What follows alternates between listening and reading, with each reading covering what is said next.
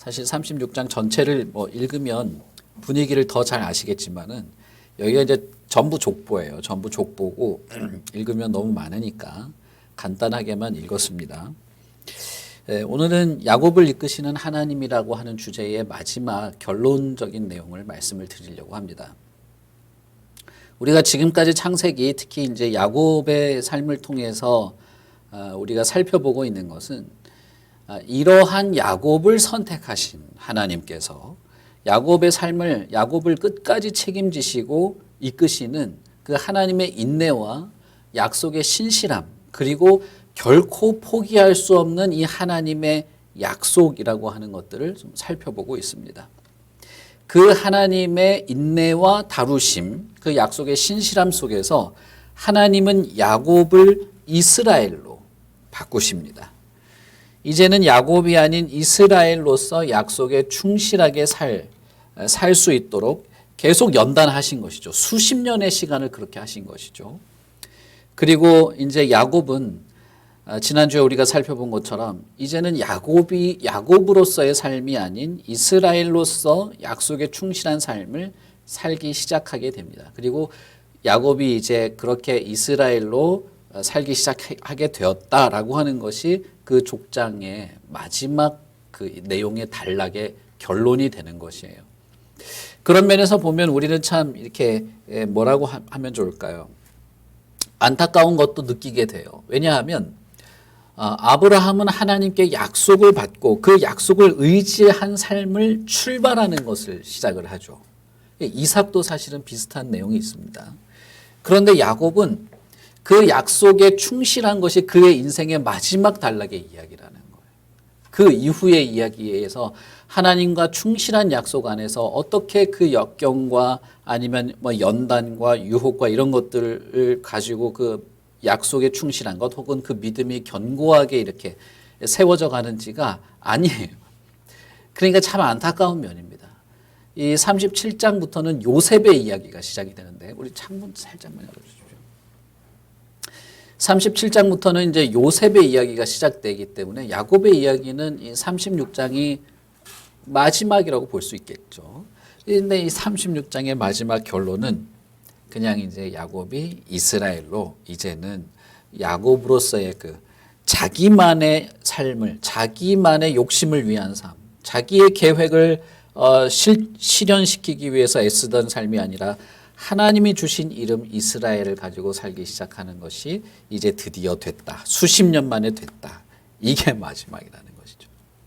참 안타까운 장면이 아닐 수 없습니다.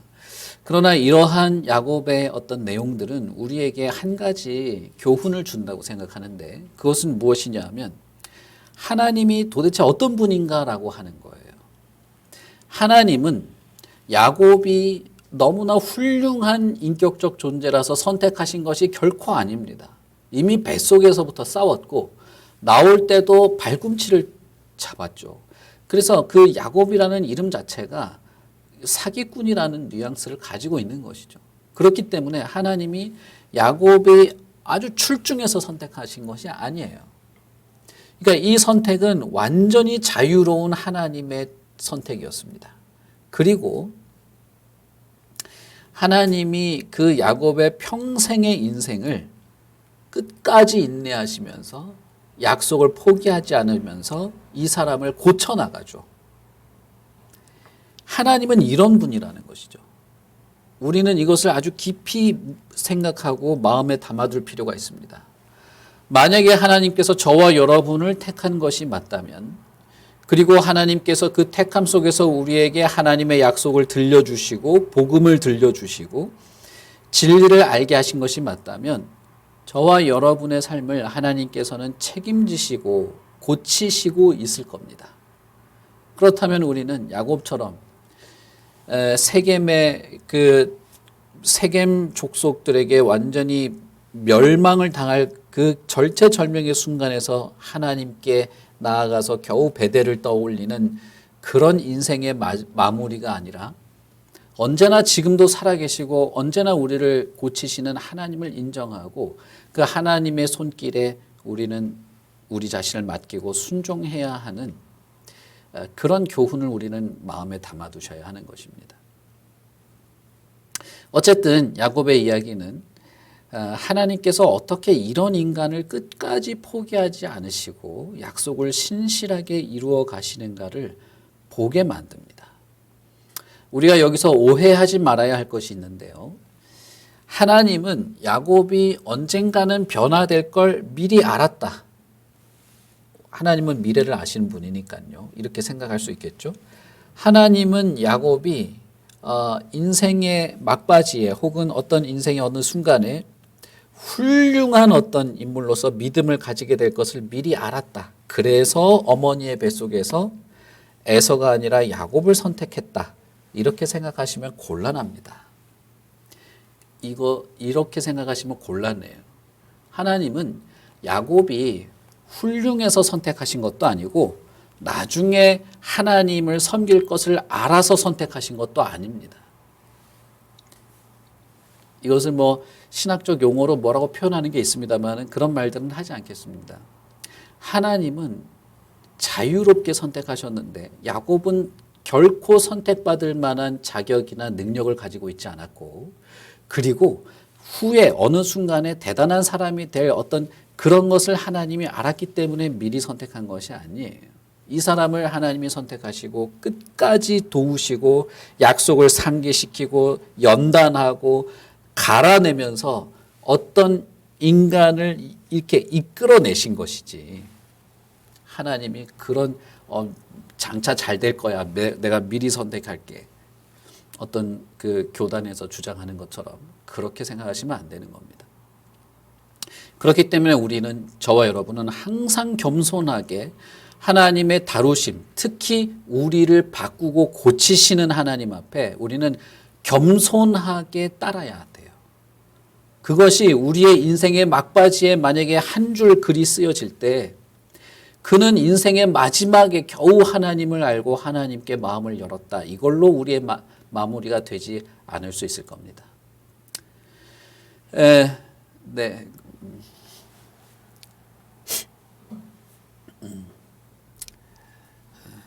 제가 오늘 우리 점심 김밥을 시켰는데 지난주에도 저분이 저러시더니 이번 주에도 저보고 꼭 여기 김밥 왔다고 지난주에도 그래가지고 제가 막 그거 보느라고 했는데 지금도 계속 직업 정신이 투철하신 분인 것 같습니다. 자, 그런 우리가 교훈을 마음에 꼭 담아두셔야 돼요. 그리고 또 하나는 뭐냐? 이렇게 야곱이 하나님의 다루심 속에서 족장으로서 어떤 믿음의 조상이요 하나님의 약속의 상속자로서의 모습을 이루어 감에도 불구하고 우리는 이 야곱이라는 인간이 인간적으로, 인격적으로 중대한 결함을 가지고 있다는 것이죠. 그것을 우리는 또 인정해야 합니다. 야곱의 이어지는 이 몇몇 이야기에서 우리는 야곱의 삶이, 야곱이 살아왔던 삶이 그들의 가족을 분열시켰다는 것을 잘 알아요. 야곱이 자기 가족을 분열시키고 부수려고 했던 것이 아니죠. 야곱은 자기의 계획과 자기의 기준과 자기의 욕망을 실현시켰을 뿐이에요. 그런데 그것이 가족을 분열시킨 것입니다. 가족을 분열시키고 가족 불화와 다툼, 속임, 시기, 편애가 있는 그런 가족이 되었음을 우리는 알 수 있습니다. 야곱만 다른 사람을 속이거나 다투거나 편애하거나 한 것이 아니라는 것입니다. 우리가 그런 부분들은 건너뛰었습니다마는 야곱의 아들들은 야곱의 삶의 태도 속에서 많은 것들을 물려받아요. 그 중에서도 편애, 가족들과 다투고 싸우고 기득권을 움켜쥐려고 하는 이런 것들, 이게 다 야곱이 가지고 있었던 것이죠. 그래서 레아의 아들이었던 르우벤이 자신의 어머니가 아버지에게 둘째 부인인 라헬보다 이렇게 사랑을 받지 못하는 것을 보고 합 한 채를 가져다가 어머니에게 선물한다든지, 그 합 한 채를 주었다는 걸 아는 라헬이 그 합 한 채를 빼앗으려고 언니랑 싸운다든지, 남편을 더 소유하기 위해서 다투는 이런 것들, 이런 것이 단순히 그 시기에만 있는 것이 아니라 나중에는 어떻게 됩니까? 자기의 여동생을 범한 세겜 사람들을 모조리 몰살시켜버리는 완전히 뭐라고 할까요? 분노와 복수심에 불타는 사람으로. 그런 것이 야곱의 가족이었던 것이죠. 그러므로 여러분, 하나님께서는 이제 아브라함과 이삭과 야곱에게 하신 약속을 끝까지 지키고 너의 후손들이 민족을 이루고 너의 후손을 통해서 이 약속이 실현이 되고 너의 후손을 통해서 왕들이 이어져 나오게 될 거라고 하는 약속의 상속과 유업을 이어가는 이 약속을 지키시려면 이제 하나님은 야곱만이 아니라 야곱의 가족, 이스라엘이라고 이제 이름이 바뀐 이 사람의 후손들에게도 하나님은 신실하게 약속을 지키셔야 하고 그렇게 하시려면 이 가족, 이 후손들을 고치셔야 된다는 것입니다. 우리는 사실 아브라함도 하나님이 고쳐갔다는 것을 압니다. 이삭도 마찬가지일 겁니다. 그러나 이삭이 이제 너무 간단하게 넘어갔기 때문에 드러나지 않았지만 야곱도 하나님이 고쳐갔죠. 이제는 이스라엘이라고 이름 지어진 이 사람 그리고 그의 후손들, 이 후손들을 통해서 하나님이 이스라엘이라고 하는 민족을 일으키실 것인데 그렇게 하시려면 하나님이 여전히 이 후손들에게도 신실하셔야 하고 신실하시다라는 것은 곧 뭐냐? 이 후손들을 고치셔야 된다는 거예요.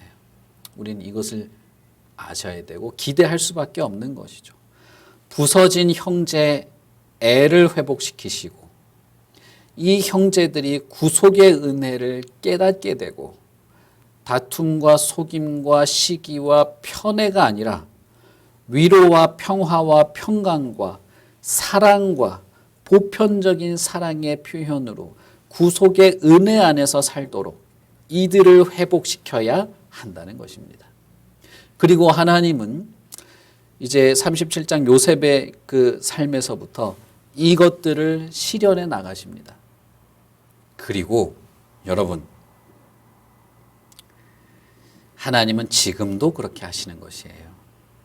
지금도 하나님은 교회를 통해서 부서진 형제 애를 회복시키고 구속의 은혜를 깨닫고 다툼과 속임과 시기와 편애가 아니라 평강과 위로와 연합과 하나됨과 사랑의 보편적인 표현 안으로 우리를 고쳐가십니다. 이것이 이제 이스라엘이라고 이름 지어진 민족의 특징이 될 거예요. 이렇게 고칠 거란 말입니다. 야곱의 자식들만 문제가 있어서 고치는 게 아니에요. 이스라엘이 아니었던 자를 이제는 이스라엘로 고치시는 일을 할 거예요. 저와 여러분은 이스라엘이 아니었죠. 그리고 사실 그 흔적과 그 습성이 지금도 여전히 있습니다. 다툼이 없습니까? 편애가 없습니까? 시기가 없습니까? 속임이 없습니까? 하나님께서 야곱을 반드시 기어코 결단코 이렇게 고치신 것을 우리가 본다면 우리는 하나님이 우리도 이스라엘도 야곱의 12아들도 반드시 고칠 것이라는 것을 믿으셔야 되는 거예요. 그리고 우리도 그렇게 될 겁니다. 하나님의 교회를 통하여 하나님의 교회 안에서부터 그렇게 될 거다 이 말이에요. 이삭이나 야곱의 인간적인 계획이나 야심은 하나님의 섭리 속에서 다 굽어졌던 것들을 생각하십시오. 기억하십시오. 이삭은 자기가 사랑하는 에서에게 모든 축복을 다 쏟아 부어주고 싶었어요. 하나님의 계획은 차치하고 내가 사랑하는 에서가 잘 되기를 바랬다 이거예요. 그래서 쌍둥이 아들이 있음에도 불구하고 야곱은 배제시키고 이삭만 살짝 불러서 축복해 줄게 이랬잖아요. 그 계획이 다 무산됐습니다. 야곱의 인생은 어떻습니까? 야곱은 자신의 계획과 계략과 뛰어난 지략으로 뭔가를 해보려 했으나 그것이 다 자신의 원대로 되지 않았어요. 굽었어요. 결국에는 하나님이 너는 베델로 다시 와야 돼. 너는 다시 베델로 올라오라. 내게 제사를 드려라. 라고 하는 것에서부터 그의 인생의 정체성을 확립하기 시작하는 것이죠. 그러니 여러분, 하나님의 계획과 섭리, 하나님의 활동이 어디에 있다는 것을 아셨으면 교회를 통하여 교회 안에나 우리나 교회를 통하여 이 세상에나 하나님의 뜻과 계획들이 어떻게 이루어질 것이라는 것을 알았다면 최소한 그러한 하나님의 활동, 하나님의 연단, 하나님의 섭리, 하나님의 다루심에 우리는 굴복해야 하는 것입니다. 그것을 거슬려서 내 계획과 내 인간적인 어떤 목표를 고집하실 필요가 없는 것이에요. 그것을 내가 이렇게 포기하고 내가 완전히 무슨 교회에 뭐라고 할까요? 인생을 투신하라 이런 뜻이 아니에요. 하나님의 다루심 안에서 훨씬 더 유익하고 기쁘고 평화롭고 이 유익한 것들을 얻게 되는 것입니다. 저는 예전에 만났던 어떤 자매가 생각나요. 그 자매가 자기의 오빠 소개로 교회에 왔는데 예배를 다 드리고 나서 자기는 예수 믿는 게 주저된다는 거예요. 설교를 다 듣고 나서. 왜냐하면 이 자매가 자기는 영화 보는 걸 너무 좋아하는데 목사님 설교 듣고 내가 예수를 믿으면 수도승처럼 살아야 될 것 같은 느낌이 든다는 거예요. 영화도 다 포기해야 되고 가끔가다 친구랑 클럽도 가는데 클럽도 포기해야 될 것 같고 그래서 예수를 못 믿겠다는 거예요. 그때 제가 그 자매한테 그렇게 말했습니다. 영화 보는 즐거움, 무슨 친구랑 만나서 사귀고 놀고 하는 그런 즐거움, 클럽 가서 노는 그런 즐거움과 기쁨을 훨씬 더 이렇게 넘어서는 그런 기쁨이 하나님 안에 있다. 그리고 그 기쁨 안에서 영화든 클럽이든 뭐든 자유롭고 훨씬 더 뭐랄까요? 더 기쁘고 건전하게 즐길 수 있는 삶이 새롭게 펼쳐진다. 그거를 믿을지를 못하는 거예요. 결국 교회를 안 나왔어요. 그런데 그 자매만 그런 게 아닙니다. 교회를 다닌다고 하는 우리도 어느 순간 어느 인생의 결정 단계에서 뭔가를 포기하지 못하는 게 있는 거예요. 그리고 내 계획을 실현하는 게 나를 더 행복하게 해줄 거라고 하는 생각에 사로잡힐 때가 있습니다. 그러나 여러분, 오늘 우리가 마지막 결론으로 살펴보겠습니다마는 그런 내 인간적인 계획, 목적, 야심은 하나님의 섭리 속에서 다루어져야 돼요. 하나님께 순종하고 하나님이 나를 고치시는 것 가운데에서 이루어져야 되는 것입니다. 그러니 여러분, 최소한 하나님이 나를 고치시는 것에 대해서는 굴복하십시오. 마음을 여시고 거기에 겸손히 엎드리십시오. 다른 사람을 탓하기 전에 내가 먼저 하나님의 어떤 진리와 섭리 안에서 다루어지기를 간구하세요.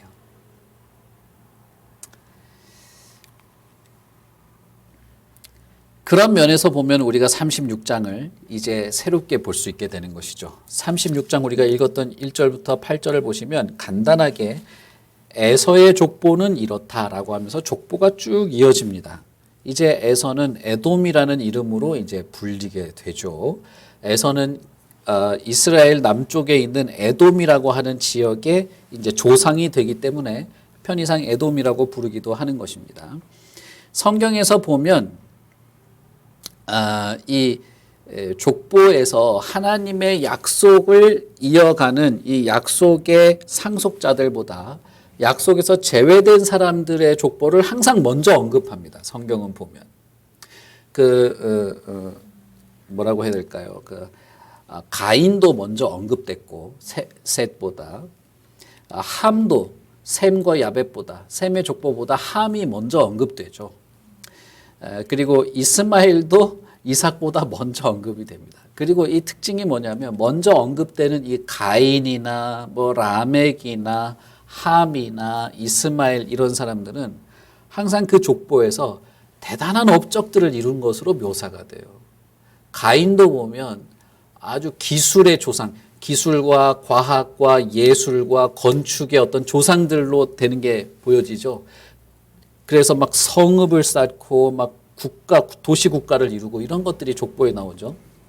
셋은 아무것도 없습니다. 근데 족보에 보면 그냥 하나님의 이름을 비로소 불렀다. 뭐 이게 결론이에요. 그 사람한테. 함도 마찬가지입니다. 함의 족보도 먼저 언급되는데 이 함은 거의 뭐 중동 전역에 이제 뿌리를 내리거든요. 바벨론, 바벨탑이 지어졌던 그 지역도 함이 거주했던 그 지역이고 바벨론 지역도 마찬가지고 그래서 시날 평야가 다 함이 살았던 곳이고 그런 것이죠. 이스마엘도 보십시오. 이스마엘도 족보에 이렇게 하면 그는 무력으로 대단한 일가를 이룬 것으로 돼 있고 이스마엘에 대해서도 아브라함이 뭐라고 말합니까? 너는 들나귀처럼 살게 될 것이다. 너는 칼로 다른 사람들을 다 제압하게 될 것이고 너는 모든 너의 형제들과 대항하면서 살게 될 것이다. 뭐 이렇게 말하죠. 이삭이 에서에게도 한 말도 똑같습니다. 에서의 족보가 먼저 등장하는데 이삭이 에서에게도 너는 칼로 흥하게 될 것이다. 이렇게 말하죠. 그래서 보시면 이게 너무 재밌어요. 그런 부분에서 보면 라멕도 보면 아주 대단한 그 무력을 발휘하고 그래서 이 하나님의 약속을 떠나서 하나님과의 관계를 끊고 떠나버린 자들의 족보가 먼저 묘사되는데 그들의 족보는 뛰어난 업적을 이룬 자들로 이렇게 묘사가 되는 경우가 많습니다. 반면 약속의 상속자들, 하나님의 약속의 계승자들은 그 이후에 기록이 되는데 물론 길이는 더 깁니다만은 어떤 위대한 업적을 이룬 민족이 됐다 이런 얘기는 없고 비로소 하나님의 이름을 불렀더라. 비로소 제단을 쌓았더라. 노아도 마찬가지죠. 그런 얘기로 그들에 대한 내용이 간략하게 그들의 족보가 간략하게 되어 있는 거예요. 이것은 정말 묘한 대비를 일으킵니다. 특히 야곱의 인생에서 이것은 훨씬 더 큰 대비를 일으켜요. 왜냐하면 야곱은 자신이 정말 자신의 삶이 풍요롭고 자신의 행복을 위해서 다시 말하면 자신이 어떤 뭐라고 할까요? 성취를 위해서 모든 것을 투신한 자였기 때문이죠. 마치 가인이나 함이나 이스마엘이나 같은 사람들, 이스마엘이나 에서 같은 사람들이 그들의 족보 속에서 세상적으로는 참 위대하다고 인정받을 만한 대단한 업적을 일으켰던 그 족보에 들어가고 싶었는지도 모르겠습니다. 그러나 약속의 후손자들, 하나님의 약속의 계승자들의 족보는 그런 위대한 업적을 이룬 것으로 평가받지 않는다는 거예요. 그 사람들의 족보들은 그들이 비로소 하나님의 이름을 부르기 시작했다. 이 셋의 족보는 그거예요. 그리고 그 셋의 후손인 노아가 배에서 나와서 제단을 쌓은 것, 그게 그 노아의 그 결론이에요. 비로소 베델에서 하나님께 제단을 쌓는 것, 하나님의 이름을 불렀던 것, 그들이 하나님의 약속의 계승자들의 족보의 평가였다는 것입니다. 그러면 여러분, 저와 여러분이 하나님 앞에 섰을 때 우리의 삶이, 우리의 어떤 계보가 어떻게 평가되겠습니까? 그 마태복음의 예수님의 말과 유사해요. 주여, 주여. 우리는 주의 이름으로 병자도 고치고, 주의 이름으로 귀신도 내쫓고, 주의 이름으로 선생 일도 하고.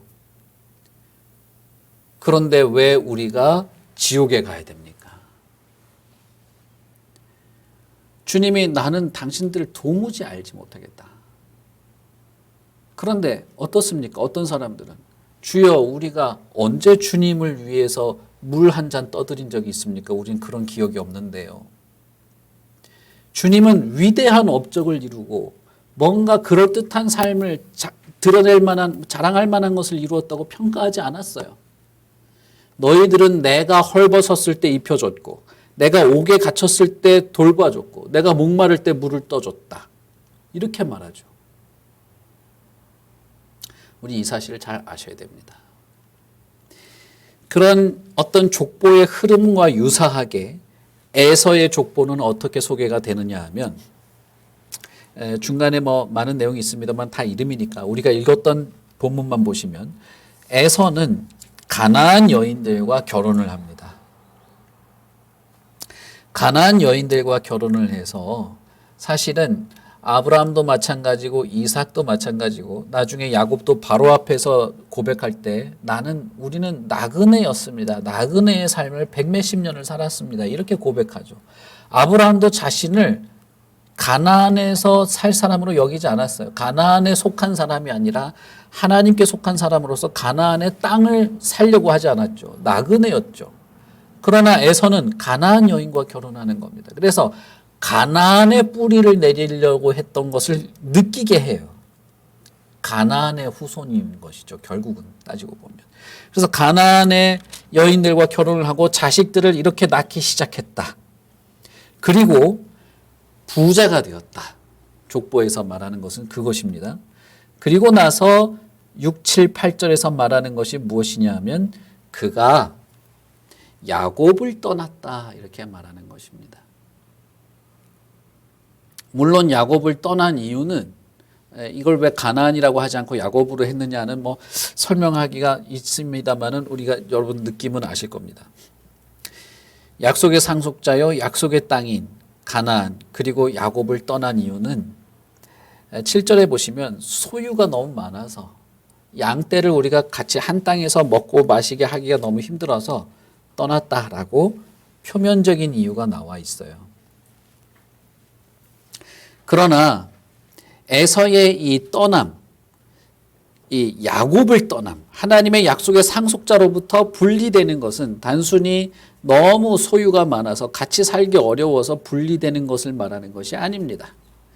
에서는 가나안 여인과 결혼한 것부터 시작해서 야곱을 떠나고 가나안 땅을 떠나는 것으로서 자기 가족의 뿌리를 떠나는 것을 보여줘요. 예전에 아브라함의 조카 롯이 아브라함을 떠나 버렸던 것처럼 에서는 자기 동생 야곱과 함께 살지 못하겠다고 결정한 것이었습니다. 물론 표면적인 이유는 있어요. 그럴듯한 이유는 있는 겁니다. 그러나 여러분 34장 창세기 34장의 세겜에서 이제 세겜의 자식들이 야곱의 아들들과 결혼하려고 할 때 했던 말들을 잘 보시면 34장 21절에 보면 우리는 땅이 풍족하게 있다. 땅이 넓은 땅이 있다. 모자라지 않다. 우리에게 땅은. 그러니까 야곱 당신들의 가족 다 하고 우리 가족하고 우리 같이 원하는 땅에서 그냥 살자. 이렇게 말하는 장면이 나오죠. 가나안이 비좁았던 건 아니란 얘기예요. 가나안은 비좁지 않았습니다. 표면적인 이유라는 거예요. 에서는 자신만의 땅을 원한 것입니다. 에서는 자신만의 땅을 원하고 자신의 이상을 실현시키고 자신의 왕국, 결국은 자신의 왕국을 위한 땅으로 떠나는 것입니다. 가나안을 떠나는 에서는 세일산이라고 하는, 세일산이 어디냐면 그 사해 남쪽에 있습니다. 사해 남쪽에 있는 그 세일산이 포함된 넓은 평야예요. 거기가 이제 에돔입니다. 성경에서 이제 에돔 지역이라고 묘사가 되는데 거기에 정착을 해서 자신만의 어떤 일족을 일구어내기 시작합니다. 그리고 거기서 에서는 결국은 왕국을 만들어요. 그래서 우리가 읽었던 31절에 보시면 이스라엘 자손을 다스리는 왕이 있기 전에 에돔 땅을 다스리던 왕들은 이러하니라 라고 하면서 왕들이 쫙 나오죠. 여기서 왜 굳이 왕들이 일어났다고 말했을까요? 에서는 에돔 지역 거기가 에돔 지역이 된 이유도 에서가 살았기 때문에 거기가 에돔 지역이라는 이름이 된 거예요. 그러니까 에서가 거기서 일족을 이룰 때 강력한 영향력이 있었다는 것입니다. 그런데 왜 여기 31절에 에돔 땅을 다스리던 왕들이라는 묘사를 했을까요? 에서가 거기서 왕국을 일구었다는 것입니다. 그냥 유목민이라서 텐트 치고 왔다 갔다 하면서 산 게 아니에요. 이 사람은 거기서 왕국을 이루었습니다. 자기만의 왕국. 여러분, 에서가 야곱을 떠났다, 가나안을 떠났다는 것이 어떤 의미인지 이제 아시겠죠? 성경에서 어떻게 평가하는지 아시겠죠? 이것은 정말 묘한 느낌을 줍니다. 왜냐하면 야곱이야말로 자신만의 어떤 왕국을 만들려고 일생을 바친 자이기 때문에 그래요. 만약에 형 에서와 자신의 소유가 너무 많아서 양떼가 너무 많아서 같은 땅에 살기가 너무 어려웠다면 야곱 같은 사람의 성격에 말입니다. 무슨 수라도 내려고 하지 않았을까요? 형 에서를 속여서 쫓아내든지 아니면 기발한 무슨 방법을 생각해서 뭘 하려고 하든지. 그러나 그런 모습이 없죠. 지난주에 우리가 살펴본 것처럼 아무런 것이 없습니다. 오히려 에서가 떠나합니다. 떠나면서 자신만의 왕국, 자신만의 세계, 하나님의 약속의 땅이 아닌 내 땅에서 내가 왕으로 군림하는 그 세계를 일구어낸다는 것이에요. 이것은 상징적으로 에서는 하나님의 약속 혹은 자신의 아버지와 할아버지의 약속에 관심이 없었음을 보여줍니다. 가나안 여인들과 결혼함으로써 아버지 이삭과 할아버지 아브라함의 길을 따르지 않음을 보여줘요. 즉 하나님을 섬기는 방식에 있어서도 아버지의 훈계와 아버지의 믿음의 유산을 받지 않는다는 것입니다. 이런 것들을 종합해 보면 에서는 결국 에돔 지역에서 하나님을 떠난 자신만의 왕국을 이룩하려 했음을 알려줍니다. 그래서 36장 에서의 족보에서 결론적으로 에돔을 하나의 왕국으로 그들에게서 왕이 나왔다라고 말하기 시작하는 것이죠. 그리고 그들은 에서의 자식들은 스스로 내가 왕이다라고 스스로 왕으로 세워지기 시작한 것입니다. 자, 여러분,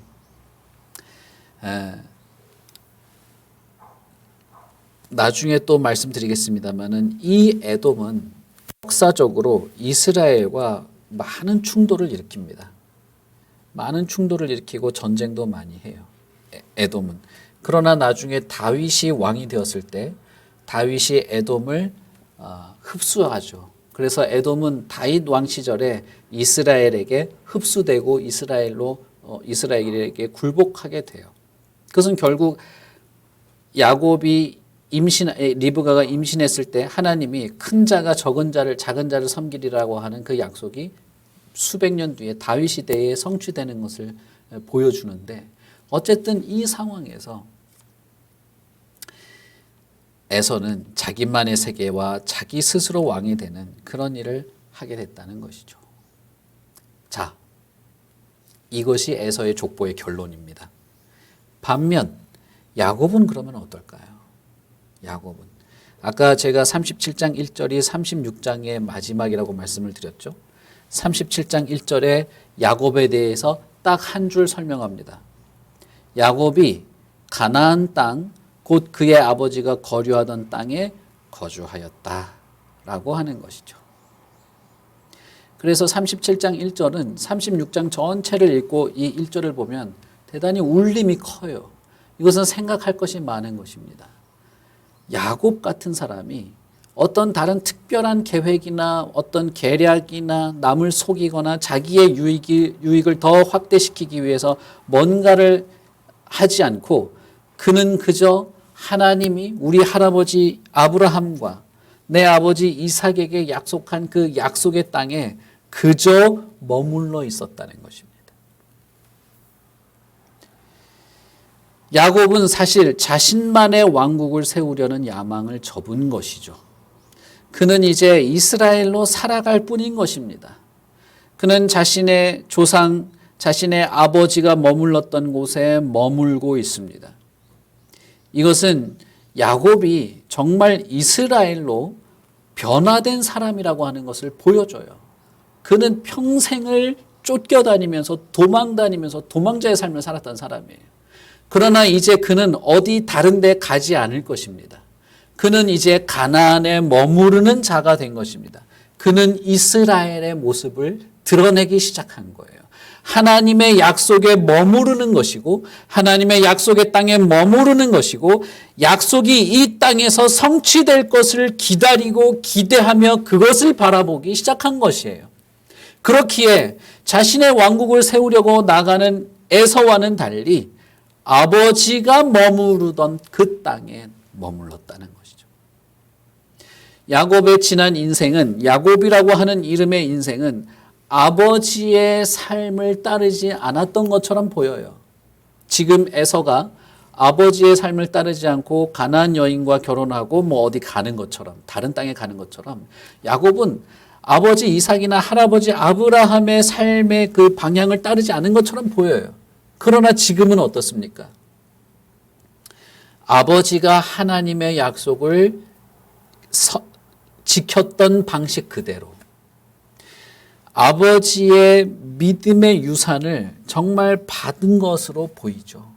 하나님을 섬기던 방식 그대로 그 땅에서 거류하는 것입니다.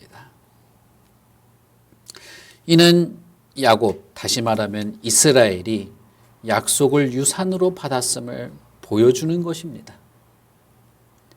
그러면 이스라엘에게 약속된 이 축복들, 너에게서 큰 민족이 일어나고 너를 통해서 많은 민족들이 복을 얻고 너에게서 왕이 나올 것이다 라고 하는 약속도 이루어질 것인가?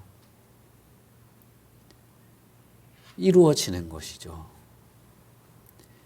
그래서 이스라엘이 나중에 뭐 이집트로 이주해 가지만 출애굽하지 않습니까? 그들은 가나안에 다시 와야 하는 것입니다. 그리고 요셉이 나중에 자신이 죽을 때 뭐라고 합니까? 내가 죽거들랑 너희들이 언젠가는 이집트를 나가야 된다. 그건 확실해. 그때 내 뼈를 파다가 내 아버지와 내 할아버지가 묻혔던 그 무덤에 나를 넣어달라. 그리고 구약에서 뭐라고 말합니까? 그가 자신들의 열조에게로 돌아갔다라고 말하죠. 이건 단순한 어떤 비유적 표현이 아니에요.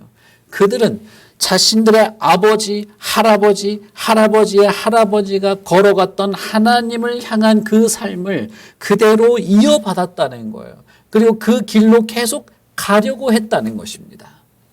여러분, 저와 여러분이 이 세상에서 하나님의 약속의 계승자가 아닌 더 먼저 언급된 족보에서 드러난 그런 위대한 업적이나 삶의 성취를 이루는 그런 족보에 들어가고 싶은 마음으로 살 수도 있습니다.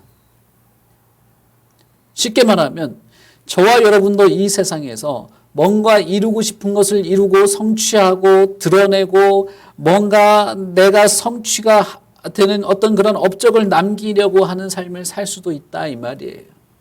그러나 여러분, 이것을 반드시 기억하십시오.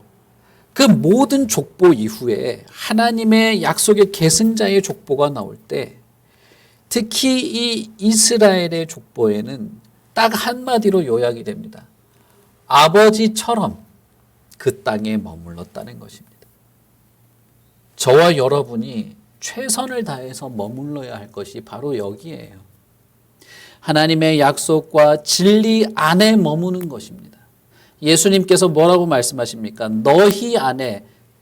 너희가 내 말에 거하면 내 아버지께서 나를 사랑한 것처럼 너희들도 사랑할 것이다. 그렇게 말하지 않습니까?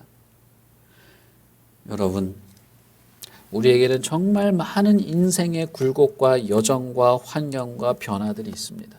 최선을 다해서 우리는 살 겁니다. 그런데 그럼에도 불구하고 저와 여러분이 가장 마음에 집중하여야 할 것은 무엇이냐 하면 하나님을 섬기는 일에 있어서 우리의 믿음의 조상들과 같이 성경에 제시된 모든 하나님의 백성들의 방법과 같이 그렇게 하나님을 섬기고 하나님의 진리에 머무르는 것입니다. 이것을 지금은 교회를 통해서 하는 거예요. 이제 요셉의 삶을 통해서 보면서 제가 계속 말씀드리겠습니다만은 하나님은 이렇게 야곱을 이스라엘로 바꿨어요. 이 이스라엘은 이제 가나안을 떠나지 않을 겁니다. 이 사람은 아버지처럼 할 거예요. 그 이스라엘의 면모는 지금은 교회를 통해서 시작됩니다. 교회를 통해서 저와 여러분이 이스라엘이라고 하는 하나님의 백성에 어울리는 모습으로 바뀌어 갈 것입니다. 이것을 여러분은 알고 거기에 따르고 굴복하셔야 하는데 그것은 무엇이냐? 하나님의 약속에 머무르는 것입니다. 하나님의 약속을 더 신뢰하고 하나님의 약속에 근거한 신앙생활의 모습, 하나님의 약속에 근거한 삶의 판단, 하나님의 약속에 근거한 우리의 인생으로서 이 인생의 여정을 이어가는 것입니다. 그러니 여러분, 그것을 하시려면 하나님의 말씀과 진리인 성경과 이 성경을 읽고 묵상하는 것과 하나님의 말씀에 따라 순종하는 것, 쉽게 말하면 우리가 예수 그리스도를 알고 그분의 가르침에 내 자신이 교정되는 이 모든 것들을 신실하게 하셔야 돼요. 2021년은 여러분 가나안에 머무르는 그런 우리가 될 수 있기를 바랍니다. 우리 같이 기도하겠습니다.